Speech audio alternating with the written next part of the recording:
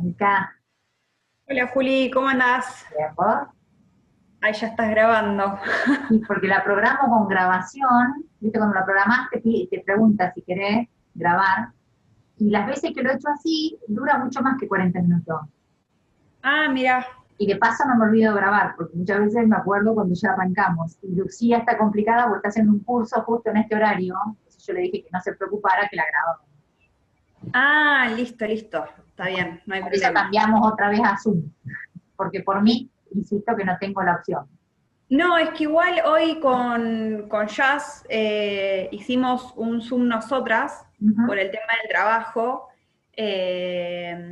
Y justo le digo, ¿lo haremos por Classroom o por Zoom? Pero porque para compartir Power en Classroom es medio complicado, ¿Sí? para que se vea en forma de presentación. Sí, yo hemos Ah. intentado y no, o soy como bastante quedada en ese sentido, pero no, en pantalla completa, en modo presentación, que quede prolijo, no pudimos por Classroom. Bueno, a mí me Sí, ha pasado, la única forma que he podido es no pantalla, compartir no pantalla completa, o sí, hay una opción que no me la deja, ahora dudo, si es pantalla completa o cuando vos seleccionás qué pantallita querés compartir. Hay una que no me deja. a mí no me dejó pantalla completa, en modo presentación. Me Claro, aparece la pantalla en negro. claro, sí, no me acuerdo ahora. Pero bueno, cada plataforma tiene, tiene sus pros y sus contras. Sí, sí, Y yo sé que ya a esta altura. para grabar hay alguna extensión, algo que lo tienen las instituciones. Porque toda la gente que me ha dicho que graba es porque utiliza la plataforma desde la institución que trabaja. Así que algo hay ahí que yo no tengo, como usuaria. Claro, sí, sí, puede ser. Sí, sí, sí, sí. Juli, yo todavía no te mandé la corrección del trabajo. Sí, no hay problema. No porque no porque me haya olvidado, sino porque la realidad es que esa semana que no tuvimos clase con vos, la del 21, yo me la tomé completa del instituto. O sea, fue encima en el medio de mis años, en una de las Buenas. materias me fue mal, nada, me renegué con la vida, así que por eso no te lo mandé todavía. No, pero me acuerdo que vos hiciste un comentario, tal vez fue en esa semana previa, estabas como agotada, estabas cansada. ¿Me escuchaste? No, a Mica le decía. Ah, no, a vos. Justo lo silencié porque ibas a escuchar a mis perras. Ah, no, te decía, en relación a eso que vos comentabas, que creo que fue previo a la semana del Día del Estudiante, me parece que fue, que vos en algún momento en una tutoría así, en un momento comentaste que habías estado como muy cansada, que las vacaciones no habían sido vacaciones en realidad, así que ya venían. Sí, no, pero esto fue después, Ah, encima. Así que esa semana dije, me la tomo está bien. y me la tomé. Perfecto, sí, cuando puedas vos me lo pasás, más que nada es como para hacer una revisión y esta instancia de autoevaluación. Ese es el Sí, objetivo. sí, sí. Jazz, ¿cómo Pero estás? bueno, Bien, todo bien. Recibí lo tuyo, lo vi ahí en el mail, pero no lo abrí. Ah, buenísimo, buenísimo, Está buenísimo. recibido. Bueno, si quieren arrancamos nosotras, Lucía ya les digo no va a venir porque está cursando, justo tiene un curso que le pusieron de trabajo, por eso estamos grabando y lo hicimos por Zoom, le contaba hoy a Mica. Supongo que Agustín estará por sumarse. ¿Les dijo algo a ustedes? no, No, la verdad que no. Bueno, arranquemos no sé nosotros. si había arreglado con Lu para presentar ellos su texto. Ah, No hablamos nada. bien, o sea que ustedes se dividieron, ustedes hicieron a Nijovic y supuestamente ellos iban a hacer Ellos. Santos Guerra. Sí, eso fue lo que dijimos en el grupo que tenemos en común. Bien. Eh, Respecto a, bueno, vemos si Agustín se suma. Si no se llega a sumar, después hacemos algunos comentarios de Santos Guerra, que en realidad yo le di muy poquitas páginas, solamente las iniciales, con la intención de que se visualice un poco más claramente, o por lo menos por cómo lo presenta el autor en el texto, esta diferenciación de entender a la evaluación como proceso o evaluación formativa, o en lo que llama evaluación para la comprensión, versus o en contraposición a otro paradigma de evaluación que responde a un paradigma o una conceptualización filosófico-pedagógica de la enseñanza, más entendida como tecnológica. Ahí viene usted. ¿Sí? En esas hojitas yo trato de que ustedes, o sea, les propongo esa lectura nada más para que se visualice cómo él lo discrimina uno de otro, nada más. En realidad ya está un poco planteado también en lo que leen de Nijovic, y un poco como para encuadrar lo que leímos de Feldman. Feldman lo explicita, lo conceptualiza, no adhiriendo a a ningún paradigma en particular, sino en forma más genérica. Hola, Agustín. Pero bueno, los textos, en realidad, si ustedes en alguna oportunidad tienen la posibilidad de leerlos en su completud o un poco más, el de Santos Guerras es muy rico en cuanto a la posibilidad de analizar y reflexionar sobre los métodos tradicionales o la evaluación convencional en relación a esta nueva propuesta, ¿sí? Que venimos, nueva propuesta, nuevo entre comillas, porque ya lleva varios años, pero claramente no se replica o no se visualiza en el sistema educativo, porque siguen predominando las prácticas más de tipo tecnológica, la evaluación para medir, de una conceptualización más individualista, esto de medir el producto para calificar, más que para aprender, ¿sí? Pero bueno, están buenos para seguir pensando en ese sentido. Pero si quieren, arranquen ustedes y vamos matizando. No sé cómo les resultó el texto, me parece que es de fácil lectura, el video. Sí, no es re fácil de leer, sí. Sí. Y el video... Lo que hablamos con Mika es que es muy extenso y hay cosas que por ahí no sé si tiene el mismo nivel de relevancia todo en cada capítulo. Como que tiene cosas muy específicas.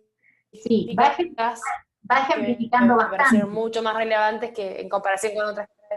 Sí, la idea de la lectura es que ustedes extraigan aquello que para ustedes es más rico a la hora de tener, o sea, para poder tener en cuenta, si se quiere ahora, con el propósito de este bloque, que sería pensar, bueno, ¿cómo evaluamos este contenido? ¿Sí? El día de mañana, cuando a ustedes les toque pensar cómo evaluar la enseñanza de determinado contenido, por ahí hay que acceder nuevamente al texto para resignificarlo o hacer eje en algún otro aspecto que mencionaba la autora, digo, como posibilidad. ¿Sí? Pero bueno, como ustedes lo hayan armado y donde hayan hecho hincapié, de ahí abordamos y vemos si lo enriquecemos con algún otro aspecto. Dale. Creo que, Juli, nos tenés que habilitar para compartir pantalla, pero porque no me... Ah, sí, me aparece. A ver, ¿lo comparto yo, Jazz? Dale.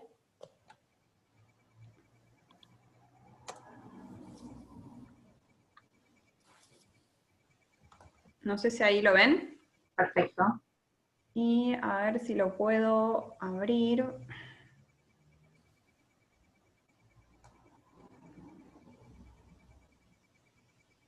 Ahí los tienen que ver en pantalla completa. Así se ve. Sí.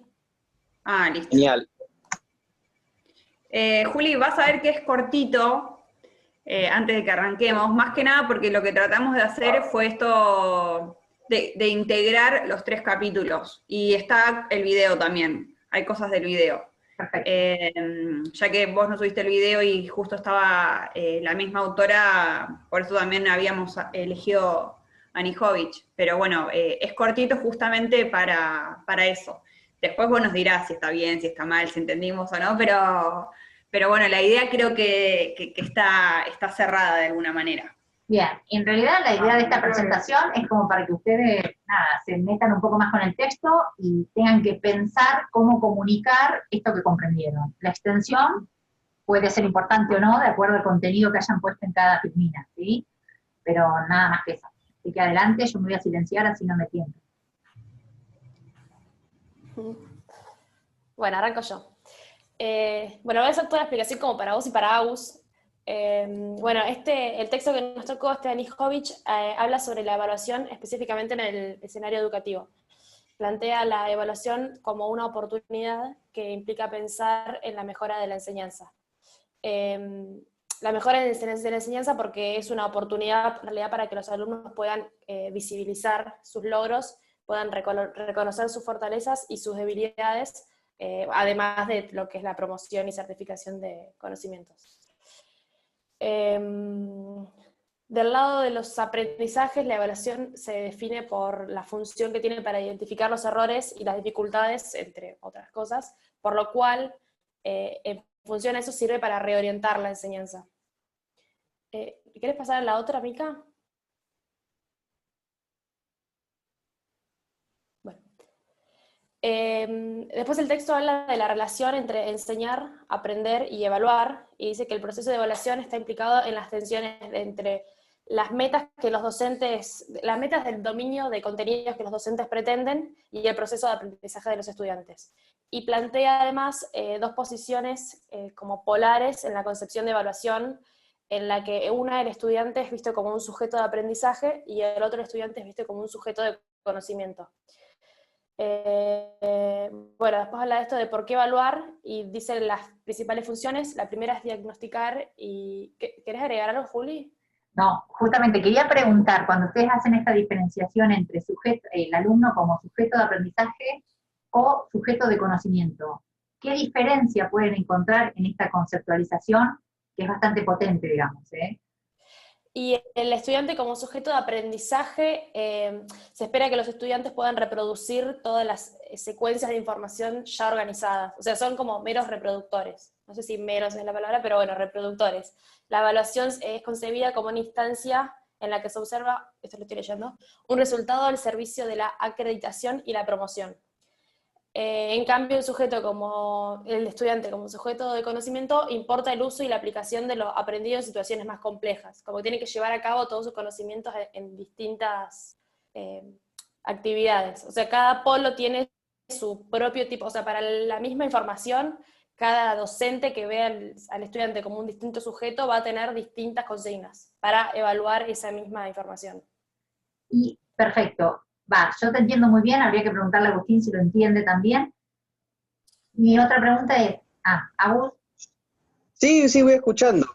¿y pudiste visualizar esta diferenciación entre la forma de comprender o de entender al alumno, sea como sujeto de conocimiento o sea como sujeto de aprendizaje? Perdón, ¿puedo repetir para que...? Ahí está, le decía un poquito más de volumen. ¿Me repetís, por favor? Lo que recién explicó Jans en relación a mi pregunta era qué diferencia había entre entender al alumno o al estudiante al momento de evaluar, entenderlo como un sujeto de aprendizaje o como un sujeto de conocimiento. Y ella hizo la explicación de ambas perspectivas. ¿Lo pudiste visualizar a eso?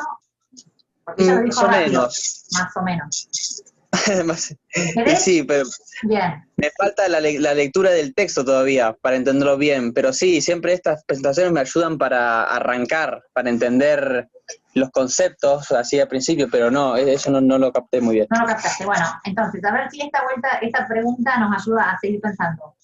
Son dos formas de entender al alumno, o sea, el alumno es uno, pero es concebido o entendido en la conceptualización de enseñanza de diferente manera de acuerdo al paradigma o al marco filosófico-pedagógico en el cual nos posicionemos. Hasta acá me siguen.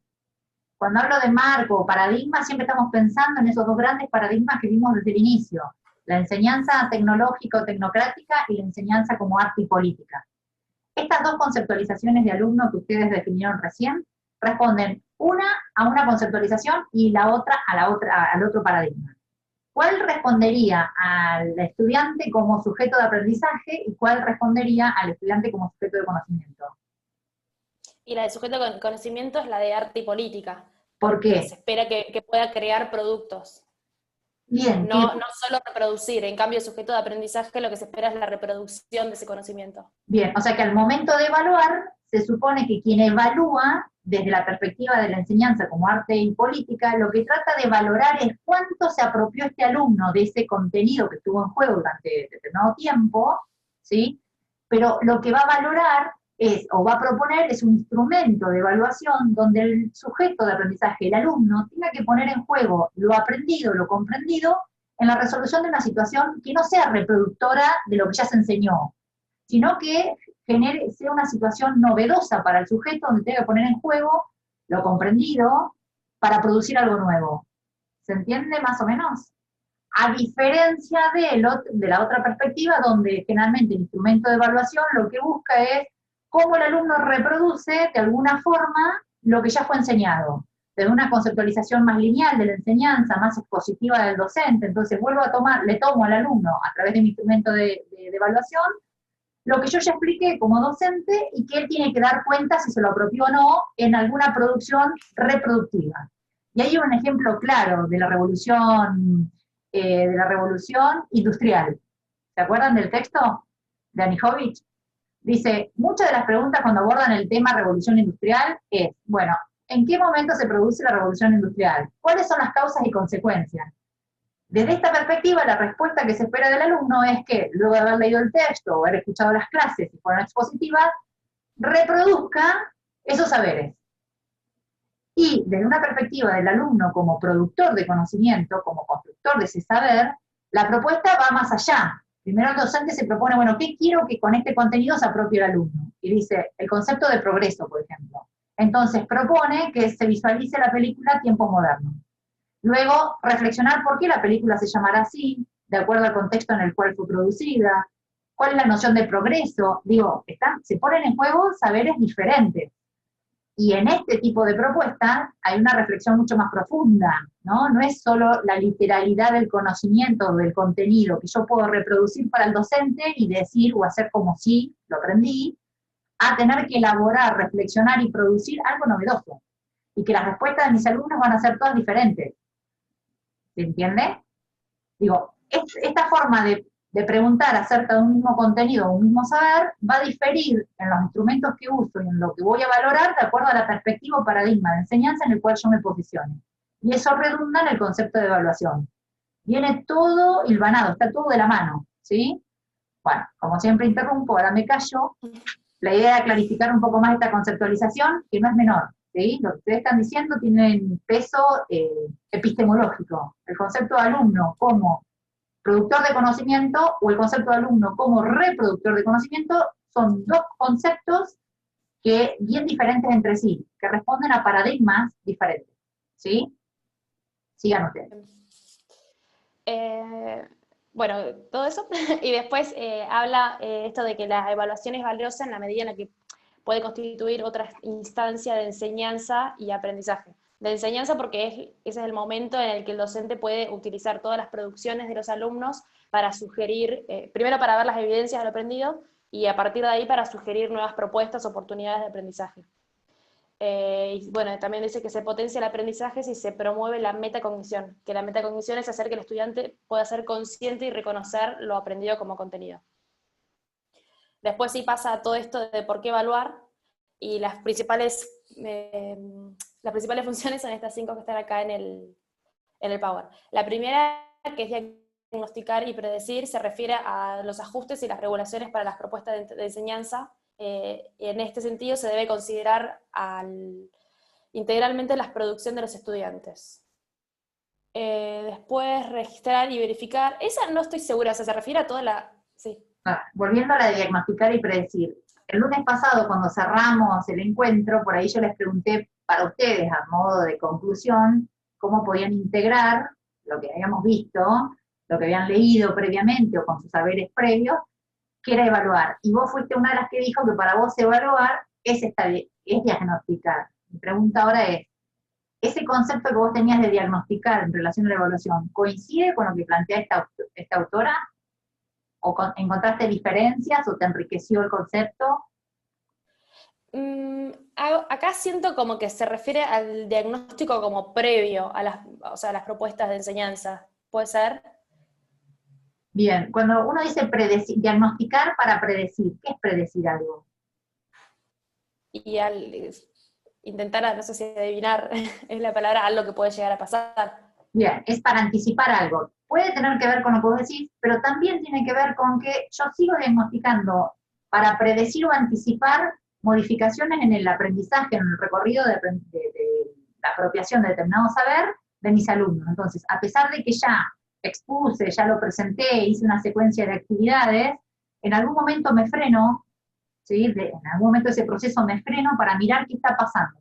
Y sigo diagnosticando, y no es para iniciar un tema, sino para ver cómo le doy continuidad a ese tema. Porque veo que... Claro, entonces eso entonces va de la mano con esta segunda función, la de registrar y verificar. Totalmente. Que es un poco seguir eso. Para mí sí, para mí diagnosticamos todo el tiempo.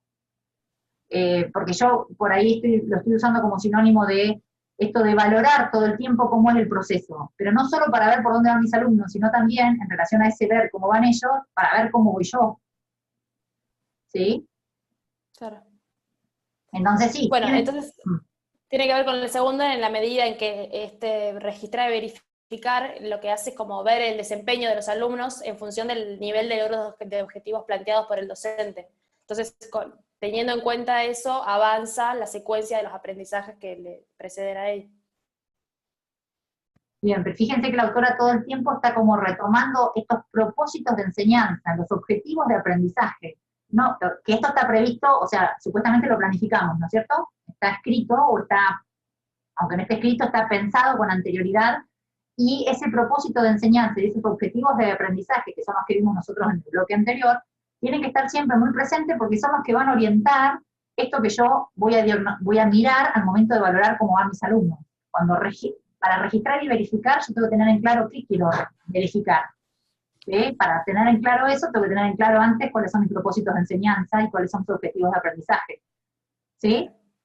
Interrumpo así para que ustedes vean que esto va íntimamente de la mano de lo que venimos viendo. ¿Sí? Que no es nada nuevo, ni se desprende como algo descolgado. Bien, me callo.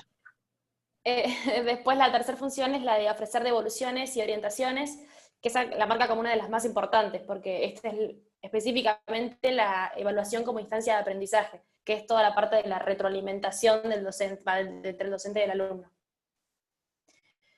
Después, seleccionar, clasificar y jerarquizar, que propone situar a los estudiantes en relación uno con el otro para poder definir propuestas acordes con los diferentes niveles de aprendizaje de cada grupo.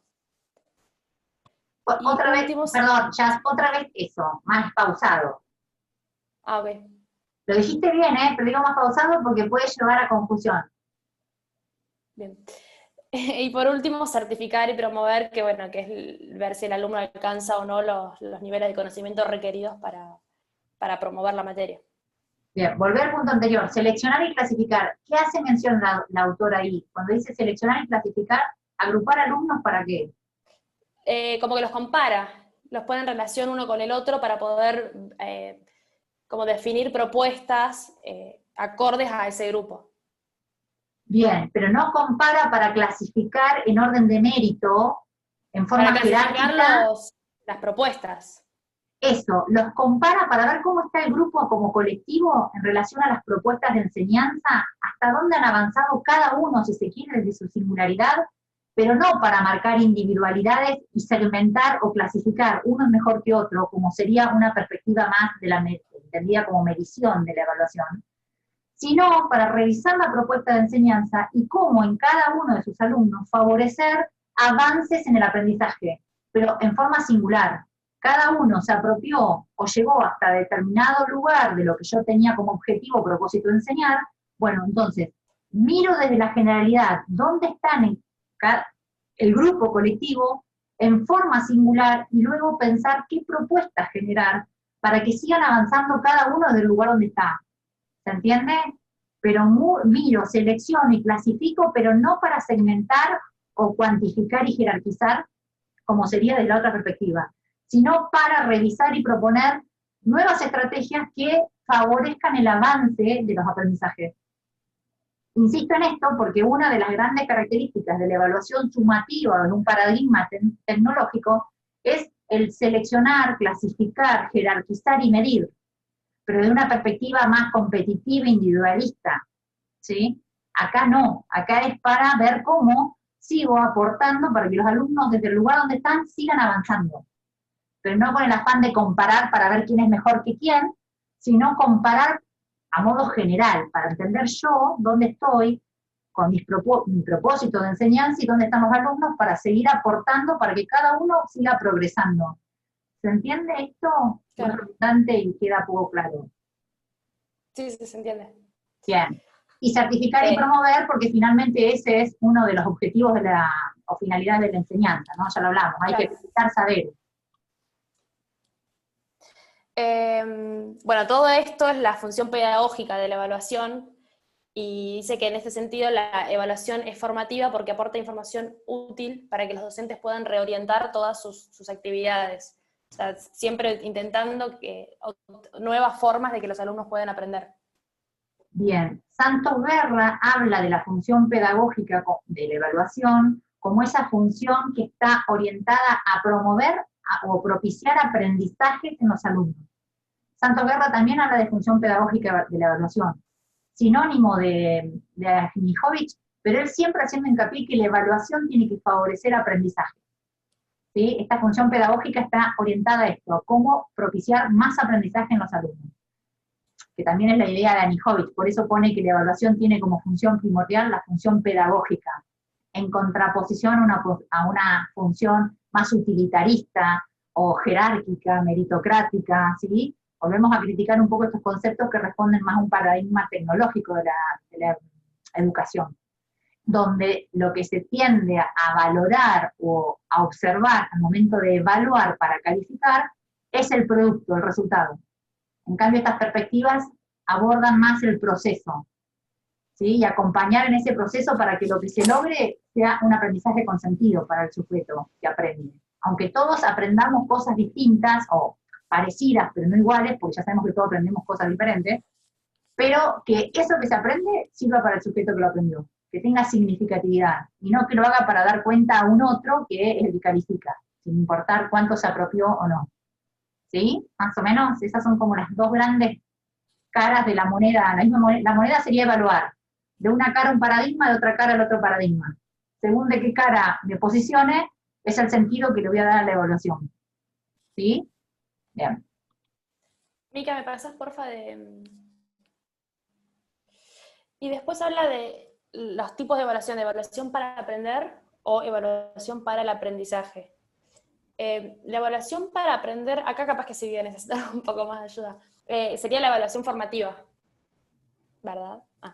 Que refiere a un modo de integrar la evaluación con la enseñanza y el aprendizaje de un modo más auténtico y desafiante para los estudiantes, según el cual estos aprenden y muestran sus desempeños.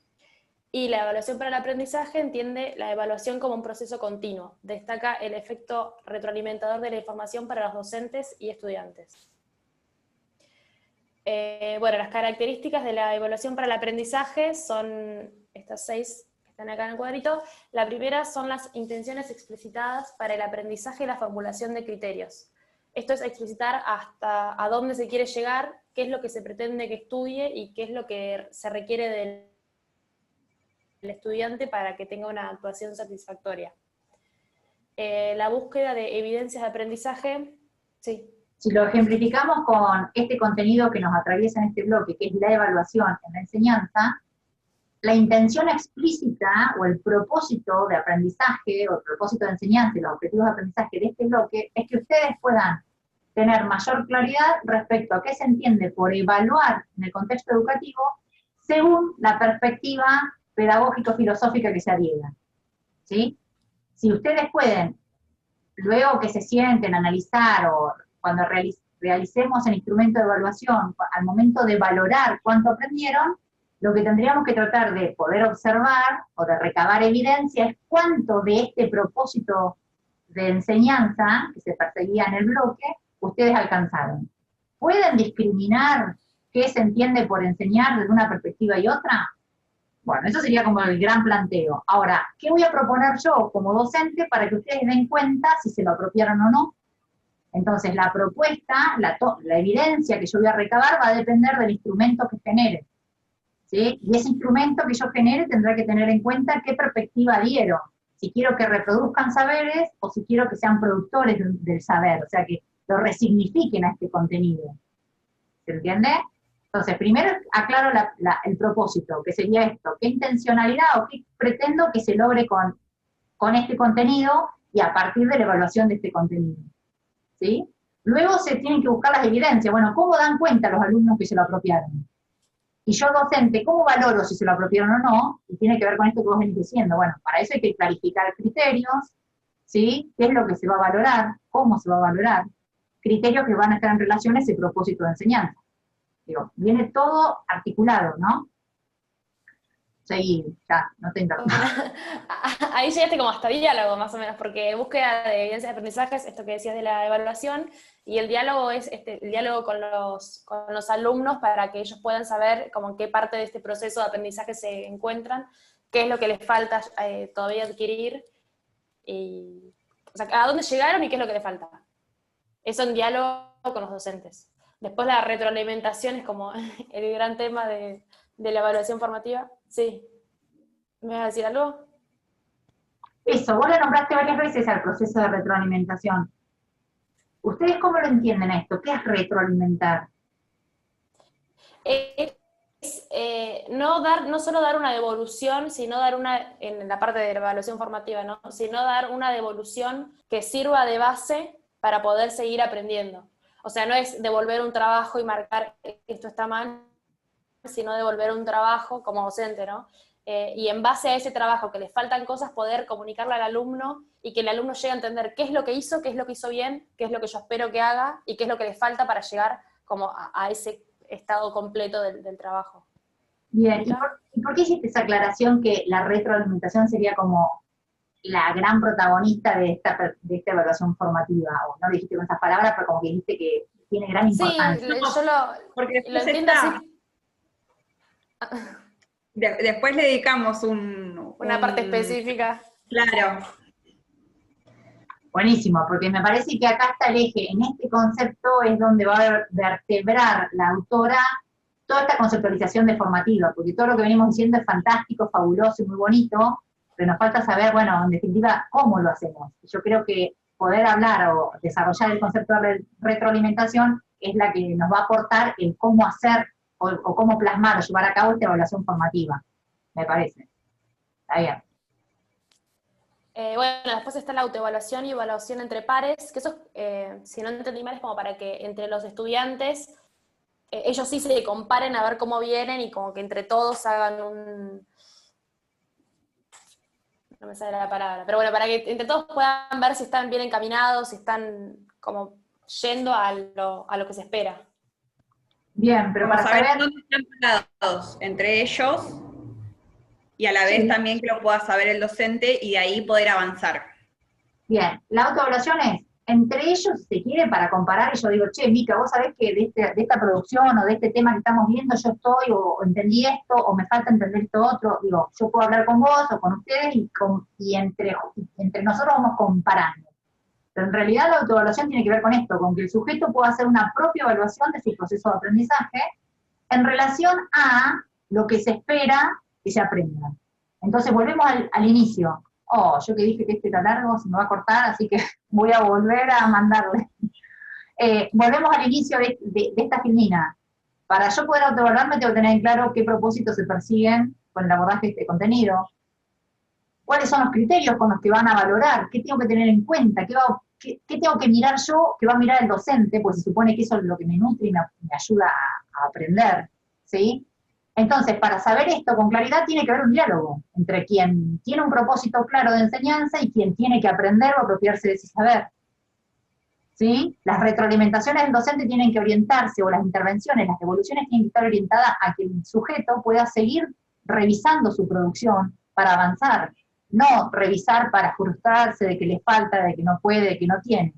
Generalmente nos falta, pero que esa falta sea como el motor, el motivador para seguir pensando, para avanzar.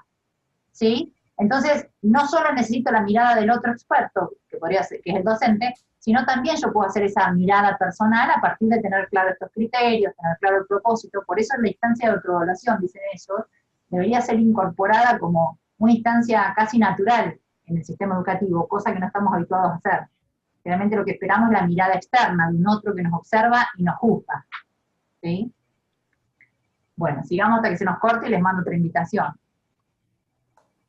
Bueno, y último, la utilización de datos para mejoras, que es esto, tomar toda la información de la evidencia de que ellos toman de la evaluación para informar decisiones sobre la enseñanza y sobre el aprendizaje. Bien, no solo para el alumno, sino también para autoevaluarse el propio docente. Uno como docente, claro. Bien. Que ese es otro hito de esta perspectiva de la evaluación formativa. No solo miro al alumno, sino que en realidad miro al alumno, pero me miro a mí, y cuánto de esto que puede el alumno es responsabilidad mía, de acuerdo a mi propuesta, a lo que yo le sugiero, mis intervenciones. Hasta acá va quedando claro, porque yo voy como dialogando con ustedes, pero no sé si es claro. Sí, sí. ¿Agus clarifica o confunde? Porque yo interrumpo, soy tan molesta. Sigan. ¿Cómo entendemos eso? ¿No entendí nada? No, sí, como te decía recién, hay algunas cosas que capto y relaciono, como bueno, esto es justo bastante viejo, pero lo que decías de la enseñanza como arte, eso lo relaciono a lo que leí de la unidad 1, un poco de la retroalimentación, no interrumpí yo, pero yo tenía ahí una definición propia, bueno, pero sí, voy siguiendo lo que puedo. Bien. Bueno, esto igual ya es todo. Se me súper entrecorta a mí, así que les escucho la mitad de lo que dicen. No sé si la tenía que pasar o no. Me parece Sí, que sí. ¿Sí? Ah, bien. Bueno, con respecto a las evidencias de aprendizaje, que está también, uno de los capítulos es pura y exclusivamente sobre esto, también las evidencias de aprendizaje son esa información que se recopila desde distintos aspectos para lograr la evaluación formativa. No solamente una prueba, sino también hace hincapié en documentos, en trabajos que hacen los alumnos. Por eso, bueno, ahí en el primer cuadrito dice evaluación formativa. Una de las características es esta, recabar las evidencias de aprendizaje, que viene de lo que veníamos hablando recién de nada, ser partícipe a los alumnos y contemplar todo, no solamente una prueba con una nota numérica y nada más, sino tratar de como que siempre trabajar y mejorar eso que ya está hecho. Después, otra herramienta que da es la planificación. Plantea la planificación como un proceso coherente y pertinente respecto del diseño y desarrollo de la enseñanza. Esto de que, nada, la correlación entre la planificación a la hora de planificar, que se ajuste a los objetivos que se plantearon, o sea, que tengan una relación coherente para después realizar esta evaluación formativa. Van de la mano y a la vez yo entiendo como que uno desencadena en el otro. Todo esto, o sea, tener una planificación clara, los objetivos y una evaluación formativa es lo que después permite hacer juicios de valor, que bueno, que es la última, no sé si la ven bien o no, yo la tengo tapada, pero es como tener mayor validez y confiabilidad para después hacer la toma de decisiones a la hora de acreditar saberes, promoción. Bueno, y acá en lo que dice hoja de ruta es porque en el texto la hoja de ruta se plantea como una herramienta para lograr la planificación, o sea, llevar a cabo una buena planificación y tener una buena evaluación formativa. Acá en el texto plantea 3 preguntas que sí van como en orden. Primero es esto, de qué quiero que los estudiantes aprendan y sean capaces de hacer. Esto está relacionado con identificar los aprendizajes esperados, o sea, yo lo asocié mucho al tema de los objetivos. Una vez que uno puede responder esa pregunta, sigue en cómo aprueban los estudiantes y cómo comprueban los estudiantes y el profesor que se aprendió. Eso es determinar las evidencias buscadas, o sea, con esto de recabar información con los trabajos que se hacen, bueno, a ver, ¿lo compruebo o no lo compruebo? ¿Está bien mi trabajo o no? Exacto. Y después, la última es, ¿qué es lo importante que aprendan? Está relacionado con lo que uno por ahí más como docente quiere, ¿no? Esto que vos decías hoy del ejemplo, bueno, de la revolución industrial, ¿qué es lo importante de eso? El acto en sí, todo el caos que se produce, o sea, eso queda mucho a criterio propio, pero según el marco al que uno responda también. Bueno, eso es lo que hace forma o conforma también a las evidencias de aprendizaje. Y acá tenemos a la retroalimentación formativa. Acá la retroalimentación, en realidad lo que hicimos también fue armarlo con el video y con el texto, ¿sí? La retroalimentación formativa es un diálogo o conversación entre el docente y alumno cuyo propósito es articular las evidencias de aprendizaje y los criterios con los objetivos y las expectativas de logro, que era más o menos, o sea, lo que veníamos hablando hoy, pero todo entrelazado de alguna manera, que es como lo que hace a la retroalimentación formativa. En el texto por ahí está planteado como retroalimentación, sola, y después en el video está como retroalimentación formativa. Yo te voy a ser sincera, Juli, en un momento como que me perdí en definiciones de evaluación. Después como que miré 2 veces el video, una antes y otra después de haber leído, y ahí como que me quedó claro, o creo haberlo entendido. En realidad el concepto es evaluación formativa. Y esta autora, para hablar de la evaluación formativa, introduce este concepto de retroalimentación con tanta fuerza, que bueno, por ahí lo usa como sinónimo de evaluación, que en realidad sería, ¿sí? Pero en realidad el concepto de evaluación formativa y la retroalimentación, yo creo que sería como el dispositivo, la estrategia que se utiliza para llevar a cabo esa evaluación formativa. Sí. Al menos eso, en el video me pareció más eso, como para terminar de entender el texto. Bien, perfecto. Yo para empezar esto, quiero Sí. leer una partecita cortita que está buenísima como para empezar con esta parte de retroalimentación. Desde la perspectiva de este libro, la evaluación no se trata solo de acreditar saberes, sino también de promover la toma de conciencia de su propio proceso de aprendizaje y contribuir al desarrollo de su autonomía, del estudiante. Comprender el sentido de aquello que tiene que aprender, tomar decisiones de cómo llevar adelante ese aprendizaje y reflexionar sobre su recorrido. La perspectiva de la evaluación formativa se alinea con una concepción constructivista del aprendizaje y con modos de enseñar que ubican al estudiante en el centro del trabajo escolar, el que se propicia con indagación el trabajo con problemas y con casos. Nada, eso me parece que es un poco como el resumen de todo esto de la importancia de la retroalimentación, del por qué. Bien, siempre orientado a pensar que el conocimiento es algo que se construye y que el alumno es el protagonista de esta construcción y tenemos que bregar como docente a orientarlo para ese lado, para que no sea un mero reproductor de un saber que hizo otro, que a veces reproduzco sin saber por qué lo digo, a que se convierta en un constructor de ese saber, para que le sirva a él, ¿sí? Que se lo va a apropiar con un sentido determinado. Uh-huh. Y antes que sigan se va a cortar.